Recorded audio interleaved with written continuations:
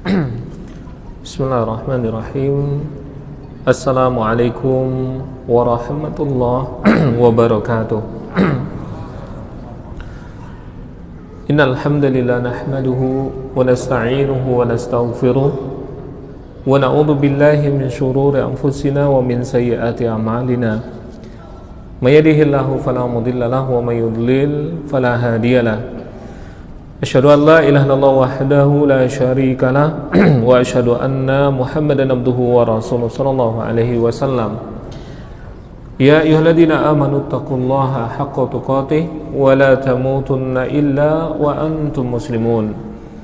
Ya ayyuhan nasu taqu rabbakum alladzi khalaqakum min nafsin wahidah wa khalaqa minha zawjaha wa batha minhuma rijalan katsiran wa nisaa'a wattaqullaha alladzi tasaaluna bihi wal arham innallaha kana 'alaikum raqiba. Amma ba'd, fa inna asdaqal hadithi kitabullah wa khairul hadi Muhammadin sallallahu alaihi wasallam wa syarrul umuri muhdatsatuha wa kullu muhdatsatin bid'ah wa kullu bid'atin dhalalah wa kullu dhalalatin finnar.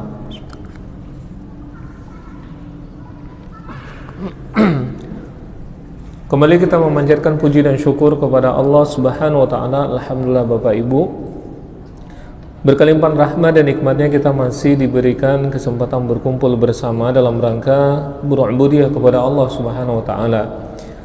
Semoga Allah Subhanahu wa taala senantiasa melimpahkan taufik dan hidayahnya kepada kita semuanya, amin ya rabbal alamin. Selanjutnya salat beriring salam adalah kita ucapkan kepada Nabi besar Muhammad sallallahu alaihi wasallam. Bapak Ibu yang dirahmati Allah, pada kesempatan yang singkat ini insya Allah kita akan membahas ini karena memang di luar jadwal hari Sabtu. Ini ada kajian tambahan, maksudnya judul di luar tema yang hari Sabtu. Nah, hari ini insya Allah kita akan membahas tentang fikih talak. Bapak Ibu rahmati Allah, sebelumnya kita telah pernah membahas tentang ini jauh, mungkin sudah beberapa tahun yang lewat mungkin. Bapak Ibu, dalam rumah tangga, berjalannya rumah tangga itu mesti sesuai dengan apa yang dituntunkan oleh Allah Ta'ala dalam Al-Quran. Begitu juga mengikuti tuntunan Rasulullah SAW melalui hadis-hadis atau sunnahnya. Risiko bagi orang yang tidak mengikuti apa yang dianjurkan oleh Allah Ta'ala dan juga Rasulullah SAW dalam berumah tangga, risikonya bukan hanya dunia tapi kepada akhirat. Saya melihat betapa banyak para suami yang tidak paham, tidak mengerti Pak,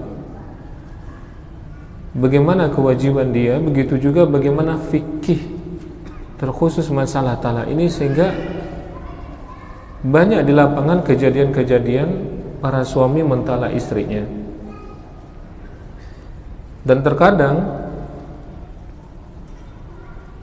talak yang dilakukan itu di luar sunnah, bahkan di luar ketentuan. Maka di sini menjadi polemik Bapak-bapak. Ketika misalnya salah seorang suami tidak memahami talak, atau mungkin samar-samar bagi dia masalah talak itu, terkadang dia mentalak istrinya melebihi ketentuan yang berlaku. Wallahu alam, kalau seandainya jatah talaknya habis, kemudian tidak pantas dia bersatu, dan dalam kenyataan dia masih bersatu, maka ini menjadi polemik. Kalau seandainya tidak sah lagi dia sebagai suami istri, maka tentunya hukumnya jatuh kepada zina. Nah, hal ini betapa banyak kita mendapatkan konflik-konflik seperti ini yang mempertanyakan tentang bagaimana perceraian dan terkhusus masalah talak. Bapak Ibu, perceraian itu ada 3 macam. Pertama, talak. Talak adalah cerai dari sisi suami. Jadi haknya adalah hak suami.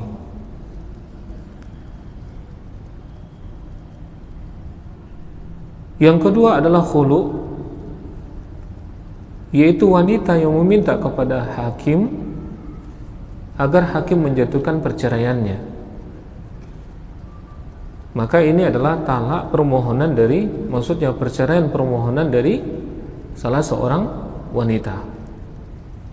Caranya bagaimana kalau wanita tidak ingin lagi berumah tangga? Maka boleh dia mengajukan perihalnya kepada hakim dan hakim menjatuhkan cerainya. Tapi ingat, tentunya sesuai dengan alasan yang syar'i. Kenapa? Dalam hadis Rasulullah SAW mengatakan, ayyuma imra'atin sa'alat zawjaha talaqan min ghairi ma ba'sin faharamun 'alaiha raihatal jannah. Wanita mana saja yang dia meminta cerai kepada suaminya min ghairi ma ba'sin, tanpa ada uzur syar'i, faharamun 'alaiha raihatal jannah, maka haram baginya bau surga.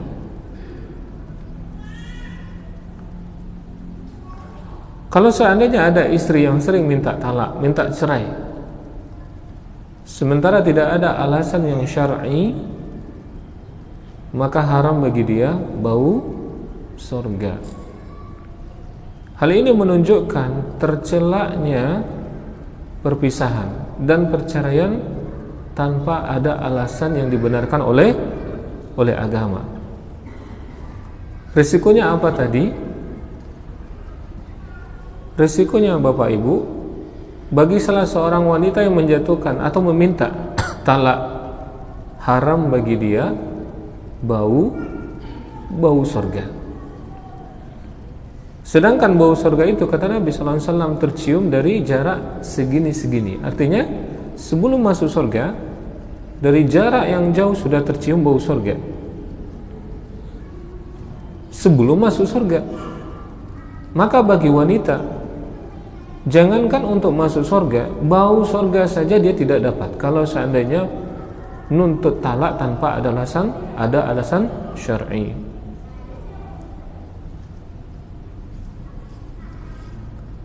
Masalah talak uzur syar'i, maksudnya masalah khulu', permintaan cerai dari istri,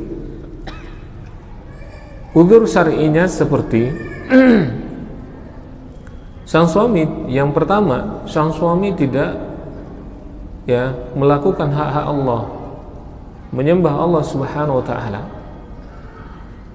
Nah, ini adalah uzur syar'i yang pertama.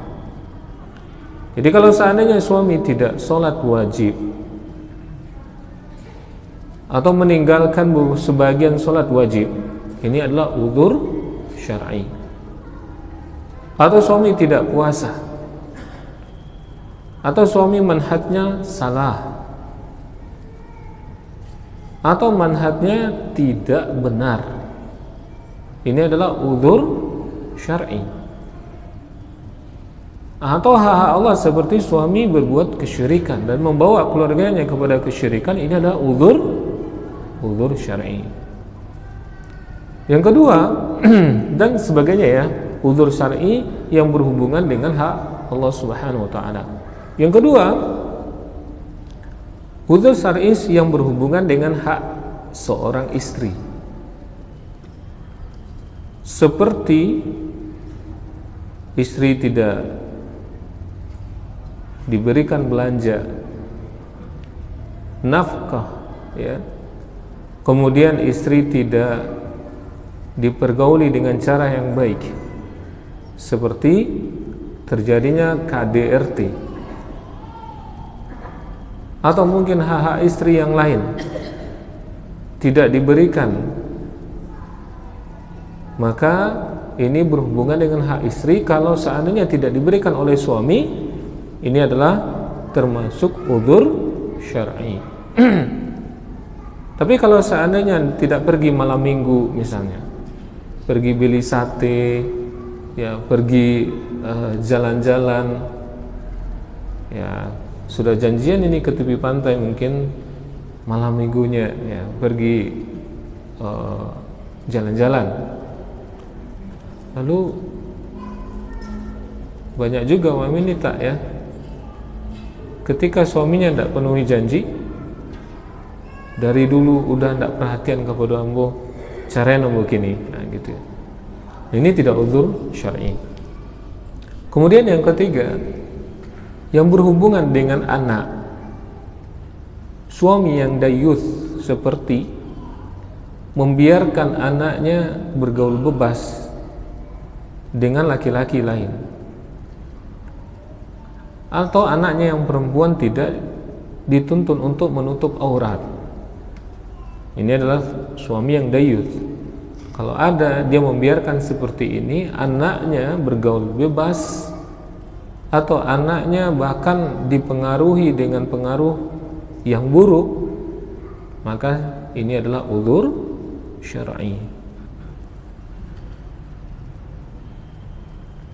Bapak Ibu yang dirahmati Allah, ini lebih kurang contoh udzur syar'i mengenai hak Allah, mengenai hak istri, dan mengenai hak anak. Lebih kurang seperti itu. Khulu bukan berarti cerai. Maksudnya khulu bukan berarti talak, dimana kalau talak ada masa iddah, ada rujuk. Khulu itu adalah perceraian dari pihak istri. Kalau istri minta cerai, langsung janda duda dia. Kalau hakim memutuskan, berarti langsung janda duda. Oh, adakah masa rujuknya? Enggak ada. Ada masa iddahnya? Tidak ada. Jadi langsung janda janda duda. Jadi khulu tidak sama dengan talak. Sudah paham ya?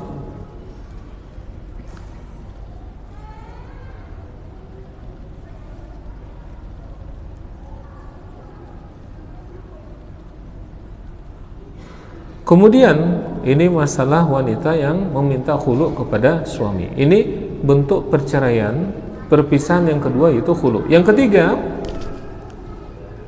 ketiga perceraian dalam bentuk fasakh, yaitu cerai. Kalau bahasa kitanya cerai yang harus bercerai secara otomatis sudah harus bercerai, karena tidak adanya ikatan yang sah dari suami dan istri. Contoh,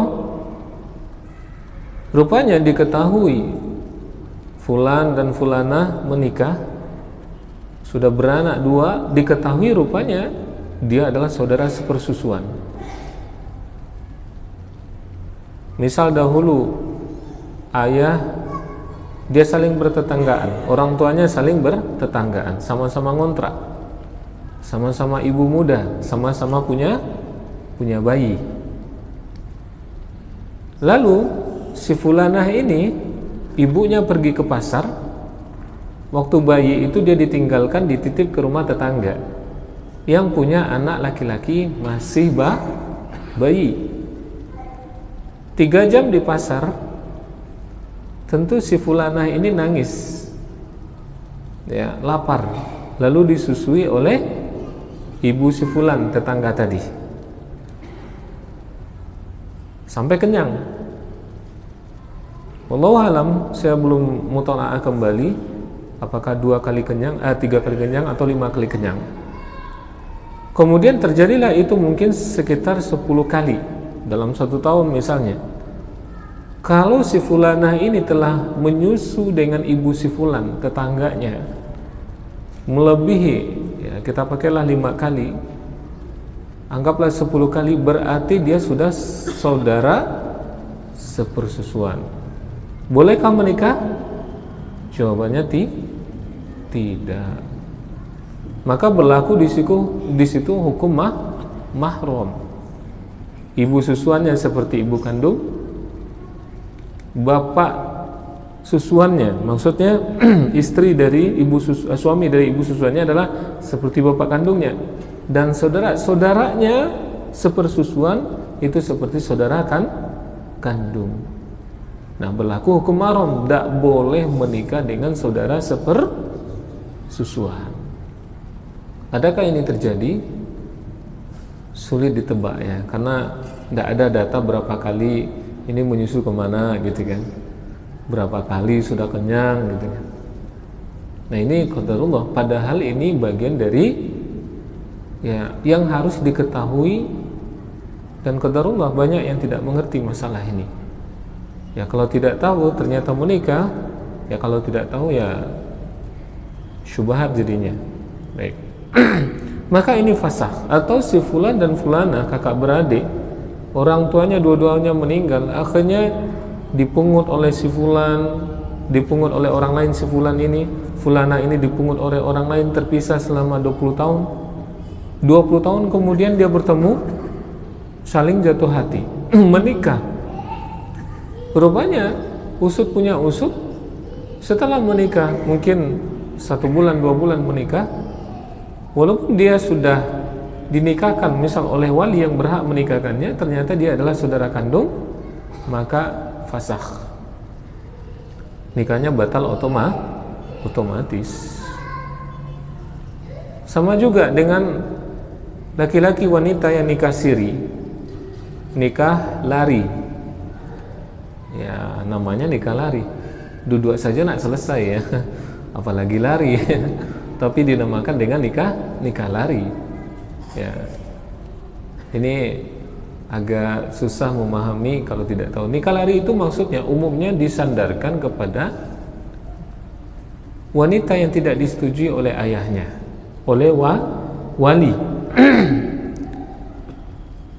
Kalau itu makna nikah lari, ya, dia lari dari ayah kandungnya sebagai wali, lalu dia cari wali yang lain, maka semua nikah lari itu batal. Kalau yang namanya nikah lari seperti itu, maka semua nikah lari itu batal. Kenapa? Karena dia lari dari wali yang berhak menikahkannya. Tapi dia tidak tahu, anggaplah dia tidak tahu. Ketika dia menikah di tempat nikah lari itu, didakwahi dia oleh oleh wali nikah yang dibeli itu, ya memang didakwahi itu bapak ibu, ya pemuda-pemudi ini didakwahi, oh tidak apa-apa daripada kalian berzina, ya biar bapak bantu, dalilnya ini, bapak sebagai wali hakim, dalilnya ini, akhirnya dinikahkan. Ini siapa yang menikahkan itu walinya, wali, ya ada yang istilahnya wali babali gitu. Ini wali babali ini tidak kenal dia sama orang tua, betapa sakit hati orang tuanya. Dinikahkan, akhirnya anak itu dengan fatwa dari wali tersebut, dia menyangka nikah ini sah. Berkumpul dia misalnya, ini adalah nikah syubhat. Kalau memang dia tidak tahu, maka seketika dia tahu, anggaplah mungkin setengah tahun dia berkumpul, dia ngerti rupanya nikahnya tidak sah, maka langsung difasakh. Perlukah ditalak? Tidak. Kenapa? Karena nikahnya tidak sah. Berarti harus langsung otomatis berpisah. Ya, enggak ada hubungan. Dan ini hampir setiap bulan kita temui bapak ibu. Bahkan mungkin dalam sebulan itu sekian kali kasus. Ya. Bapak ibu yang dirahmati Allah, ini 3 bentuk perceraian. Yang banyak pembahasan itu adalah talak. Karena talak itu langsung dari tangan suami. Baik. Kita masuk masalah talak. Secara bahasa talak itu adalah hillu witaqi wa raf'u al-qaidi. Maksudnya adalah mengurai dan melepas ikatan. Dalam istilah syara, Maknanya adalah hillu qaidin nikahi bilafdzil talaqi wa nahwihi. Makna talak itu adalah melepaskan ikatan pernikahan dengan kalimat talak dan sejenisnya. Faham ya? Melepaskan ikatan pernikahan dengan kalimat talak dan sejenisnya. Kita lihat makna syar'i ini. Maka talak jatuh dengan lafaz. Bagaimana kalau seandainya suami tidak mengucapkan? Misal dia sudah bertengkar nih sama istrinya, lalu ada azam hatinya, usaha hatinya untuk menceraikan istrinya, lalu sudah dia niatkan, sedang bertengkar itu, tapi dia tidak ucapkan, jatuh tidak talaknya? Kira-kira bagaimana Bapak-bapak? Kita ulangi. Dengan definisi tadi tidak jatuh. Ya, berarti talak itu mesti dilafazkan. Walaupun suami ini sudah berazam kalbunya, berniat untuk mentalak istrinya, selama dia tidak melafazkan, maka tidak jatuh talak atau cerai.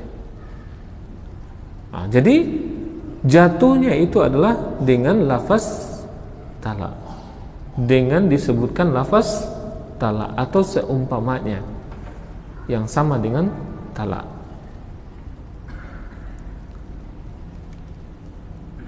Wal muradu bin nikahi huna an-nikahu sahihu khasatan. Dalam makna tadi ada kan melepaskan ikatan pernikahan. Ya.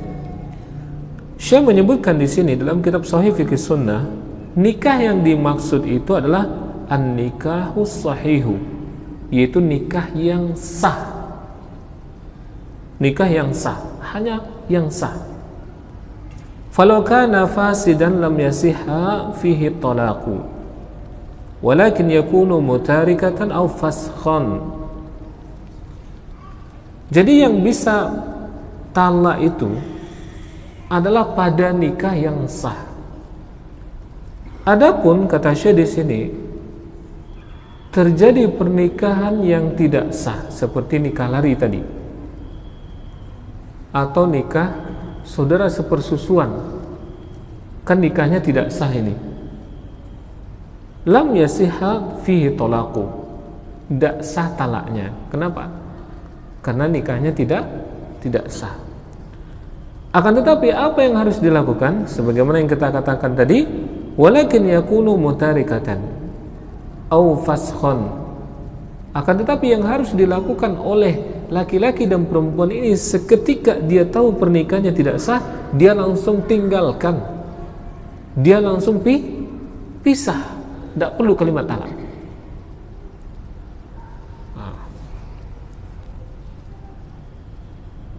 Jadi walhasil dalam pernikahan yang sahlah bisa dilakukan talak. Kemudian dalil-dalil pembahasan selanjutnya, yang tadi adalah ta'rifnya atau pengertiannya. Kemudian dalil-dalil yang menunjukkan kebolehan talak.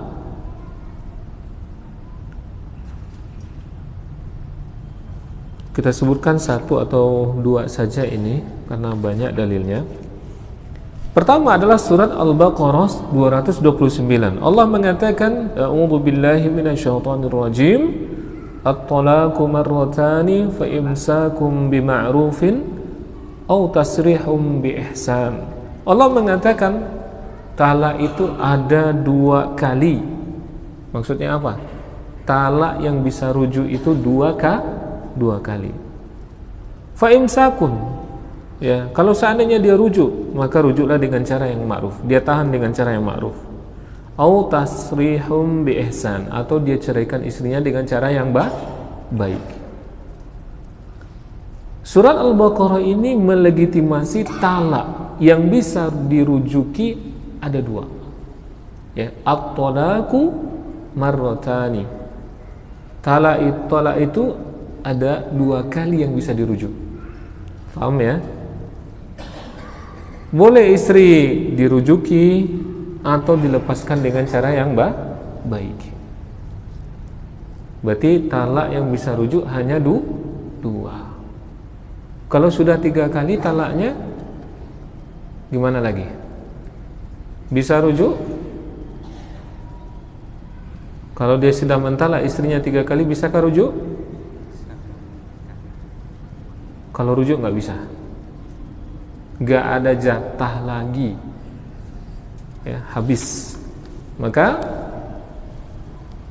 dia biarkan istrinya menikah secara normal dengan orang lain tanpa ada perjanjian atau cinumbuto kece orang awak.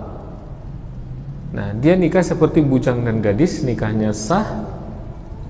Kalau tentu ditunggu lagi, ya. Kalau diceraikan oleh suami barunya, baru bisa tidak kembali suami barunya, baru bisa suami lama kembali kepada istri lama dengan cara nikah. Paham? Tapi kalau nikah dia dengan suami barunya, ternyata lebih enak dengan suami baru gitu ya.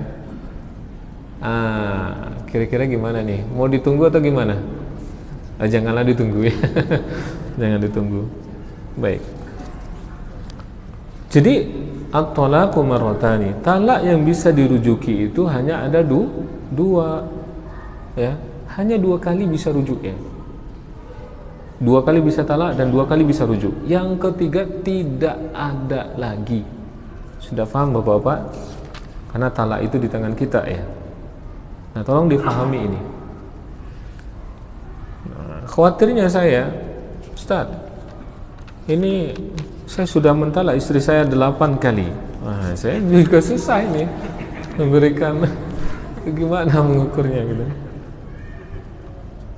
Ini hanya 2 gitu, hanya 2. Kemudian Bapak Ibu yang dirahmati Allah Subhanahu wa taala, dari sunnah itu juga banyak. Seperti kejadian Rasulullah sallallahu alaihi wasallam sendiri dalam sebuah hadis yang sahih yang diriwayatkan oleh Abu Daud dan juga An-Nasai dan juga Ibnu Majah. An Umar radhiyallahu anhu, dari Umar radhiyallahu anhu, anna Rasulullah sallallahu alaihi wasallam talaqa Hafsatan thumma raja'aha. Bahwasanya Rasulullah SAW mentalak Hafsah kemudian merujukinya kembali. Jadi ada istri Nabi, ya, yaitu anak dari Umar bin Khattab, ditalak oleh Nabi tapi diperintahkan untuk rujuk kembali. Maka beliau rujuk, yaitu Hafsah. Nah, ini adalah dari dalil dari sunnah, ya, dari hadis.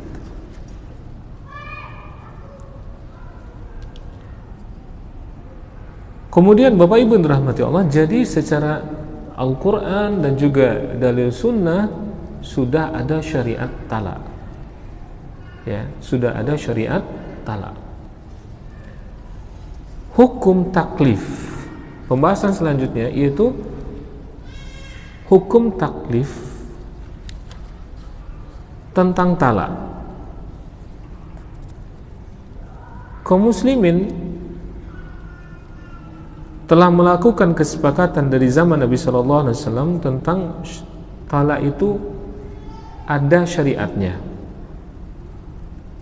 dan berselisih ulama dalam hukum taklif masalah talak. Jumhur ulama berpendapat bahwasanya illa annal asla fit talaqi al ibaha. Jumhur ulama mengatakan pada asalnya talak itu adalah hukumnya mubah. Akan tetapi mereka mengatakan wal aula adamu irtikabihi. Tapi tolong diingat, jangan dilakukan. Ya. Kenapa? Resikonya adalah, ya, lima fihi min qatil ulfah. Kenapa? karena dapat memutuskan jalinan kasih sayang, kecuali ada alasan yang illa li'aridin, kecuali ada alasan yang dibenarkan. Wa dhahaba al-akharun illa anna al-asla fihi al-khatar, al-hazar, ya. Adapun pendapat yang lain, ulama lain mengatakan hukum asalnya adalah dilarang.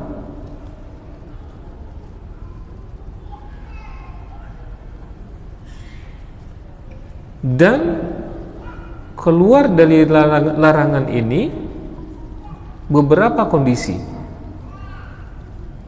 ya. Kenapa mereka berpendapat abghadul halali in ilallahi at-talaqu, perkara yang halal yang paling dibenci oleh Allah adalah talak. Namun hadis ini adalah hadis yang dhaif. Wa ala kullin, namun yang pasti ini fal fuqaha muttafiquna fin nihayati. Para ahli fikih pada akhirnya bersepakat talak itu tercakup kepada 5 taklif sesuai dengan kondisi dan keadaan.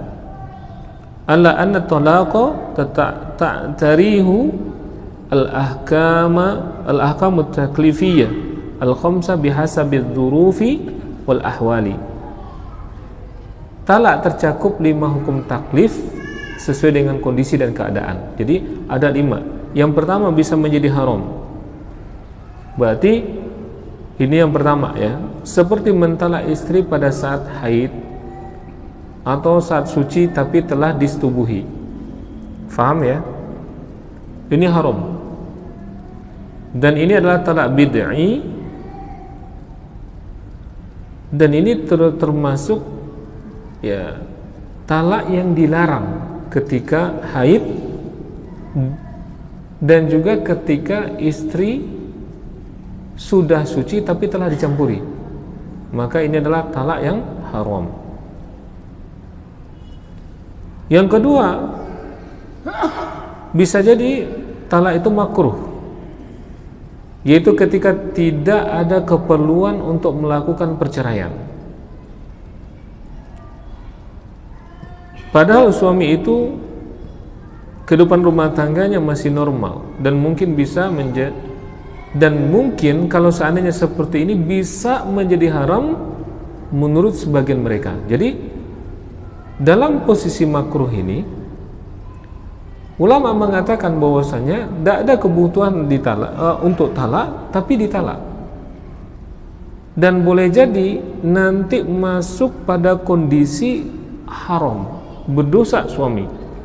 Talak jatuh tapi suami berdosa karena tidak ada hajat, tidak ada kebutuhan. Yang ketiga, bisa jadi menjadi mubah. Kapan? Saat talak diperlukan. Seperti buruknya akhlak wanita, begitu juga buruknya pergaulannya. Kalau seandainya bersatu, maka ada kemudaratan dengan istri itu, maka talak ini menjadi mubah. Yang keempat, bisa jadi mustahab, dianjurkan. Jadi talak rupanya ada juga yang mustahab, dianjurkan. Kapan? Ketika istri telah melalaikan hak Allah.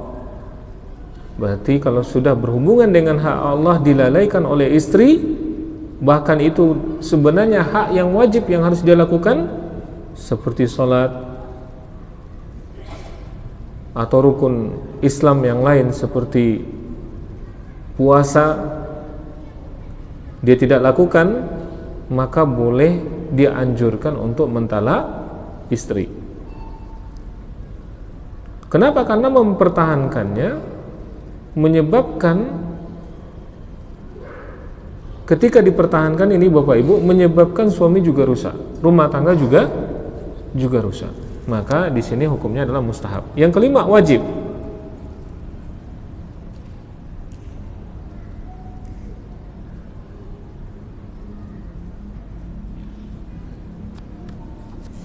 Seperti istri tidak normal lagi. Kalau di sini disebutkan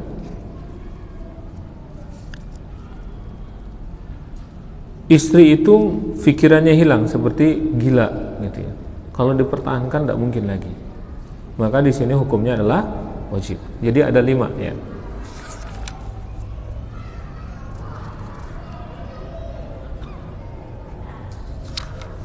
Talak, pembahasan selanjutnya, talak itu biyadiz zauji. Pembahasan selanjutnya, talak itu di tangan suami. Di tangan siapa? Di tangan suami. Allah Ta'ala menjadikan talak itu di tangan suami dan bukan di tangan istri. Faham? Jadi kalau ada para istri yang mengatakan, dah ambo talak udah 10 kali kini, jatuhkah talaknya? Jatuhkah talaknya? Tidak. Kenapa? Talak itu di tangan suami, maka istri tidak bisa mentalak. Namun yang perlu diingat, kenapa diberikan pada suami? Karena suami itu agamanya bagus dan akalnya baik. Kalau istri akalnya kurang, ini sebenarnya bukan hadis untuk merendahkan wanita, tidak. Wanita itu kilatuddin wal akal. Wanita itu kurang agama dan juga kurang akal. Bukan untuk merendahkan, tapi kondisi wanita, di mana laki-laki harus bermuamalah dengan wanita dengan kondisi akalnya yang kurang dan agamanya yang kurang. Jadi baik-baiklah bermuamalah dengan istri. Kalaulah seandainya talak itu diberikan kepada wanita, boleh jadi bapak ditalak oleh istri setiap hari. Boleh jadi, ya. Boleh jadi kalau diberikan kepada istri. Setiap ada masalah dia talak suaminya, ya. Tapi Masya Allah, Allah Ta'ala mensyariatkan talak itu diberikan kepada tangan suami. Haknya adalah hak suami. Syarat-syarat talak. Yang pertama yang berkaitan dengan suami, yaitu orang yang mentalak, ya. Ini syarat pertama yang berkaitan dengan mutalik, yaitu orang yang mentalak. Syarat yang pertama itu adalah ia suaminya. Jadi yang mentalak itu harus suami. Contoh, dari handphone suami terkirim WA ke handphone istri. Dek, sekarang adik saya talak. Ternyata handphone suaminya itu dibajak misalnya gitu ya. Jatuh ke talaknya. Ini dari handphone suami ini. Jatuh ke talaknya? Tidak. Ketika yang menulis atau yang membuat dan menjatuhkan itu bukan suami, maka talak tidak jatuh. Ya. Atau salah seorang orang tua dari suami mengatakan kepada istri, ya, hai menantu, ambo sudah jatuhkan talak dari suamimu kepada engkau. Tidak jatuh. Maka talak itu di tangan suami. Ini syarat pertama, ia suaminya, ya. Yang mentalak itu adalah suami. Yang kedua, syaratnya adalah al-bulugh, yaitu suaminya itu balik. Ini Masya Allah, kenapa balik? Ulama ada yang secara umur balik itu 15 tahun. Rupanya dulu ada yang menikah di umur kurang dari 15 tahun atau belum balik. Iya, ada Pak. Maka kalau seandainya belum balik, wallahu alam, ini disebutkan tidak mencukupi syarat untuk menjatuhkan talak, ya. Maka syarat suami yang menjatuhkan talak, suaminya itu sudah balik. Ada enggak sekarang yang menikah itu suami yang belum balik? Hah? Yang 10 tahun ada enggak yang nikah misalnya? Saya nggak tahu ya, di kantor saya belum ada ya. Yang ketiga, ini banyak pembahasannya. Yang ketiga itu berakal. Terjadi pembahasan ya. Talaknya orang mabuk. Kita ringkas saja ini. Mengenai syarat yang ketiga, syarat pertama apa tadi? Iya, suaminya. Yang mentalak itu adalah suami. Yang kedua, baligh. Yang ketiga, berakal. Terjadi pembahasan tentang akal ini. Yang pertama, pembahasan talak orang mabuk. Talak orang mabuk. Orang mabuk yang sampai kepada tingkat hilang akal, dia berbicara kadang-kadang tidak dalam kesadaran, hilang akalnya. Orang mabuk tidak lepas dari dua kemungkinan. Pertama, tidak sengaja mabuk, seperti orang yang mabuk karena terpaksa ya, dibegal dia, rupanya tukang begalnya ini mabuk dululah gitu ya, akhirnya terpaksa mabuk, pulang ke rumah ditalak istrinya gitu ya. Atau menelan obat yang menghilangkan akal, dia terpaksa minum obat itu tapi akalnya hilang. Dan tentunya inilah berdasarkan saran dokter yang thiqah, muslim yang thiqah, yang terpercaya ya. Jadi memang makan obat itu yang menghilangkan akal itu adalah dari yang ahli dan thiqah, terpercaya. Atau menggunakan obat bius sehingga dia tidak mengetahui apa yang terjadi. Apabila salah seorang suami menjatuhkan talak kepada istrinya, maka ulama sepakat tidak jatuh talak. Ini yang pertama, tidak sengaja mabuk. Kedua, sengaja mabuk. Ini yang kedua, seperti minum khamar ya, dengan kesadaran, narkoba misalnya. Maka di sini berbeda pendapat ulama. Pertama, jatuh talaknya. Yang kedua adalah tidak jatuh talaknya. Secara ringkasnya, saya melihat la talaqa fil iglaq, tidak jatuh talak dalam kondisi akal tertutup. Jadi kalau seandainya akal tertutup, walaupun talak itu disengaja, maksudnya mabuk disengaja, maka tidak jatuh talak.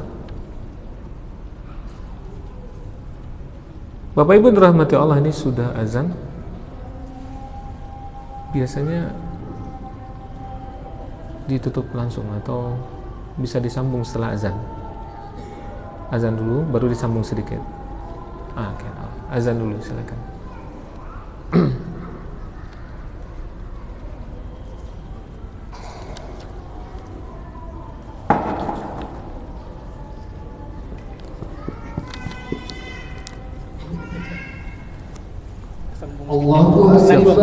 Siap sholat atau apa?